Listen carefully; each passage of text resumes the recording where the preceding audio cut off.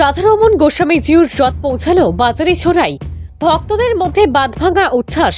3 দিন ধরে ত্রিপুরার রাজ্যের ধর্মনগর, দস্তা, প্যাচারথল, কাঞ্চনপুর, পানিসাগর সহ বিভিন্ন এলাকায় বারুইগ্রাম আশ্রমের প্রভুপাদ রাধারমণ গোস্বামীজিউর রথ পরিক্রমা মঙ্গলবার দুপুরে সেখান থেকে বাগবাসা, চোরাইবাড়ি, লয়ের পোয়া হয়ে বর্ণাঢ্য শোভাযাত্রা সহ বাজারে ছড়াই পৌঁছায়।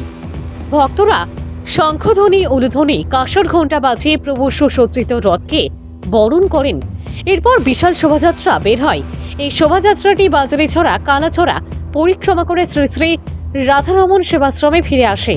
সেখানে প্রথমে গুরুদেবকে বরণ করে পরে রথে আসা রাধেদাস বাবাজিকে বরণ করা হয়। ভানুচন্দ্রের রিপোর্ট, আসাম প্রাইম নেটওয়ার্ক।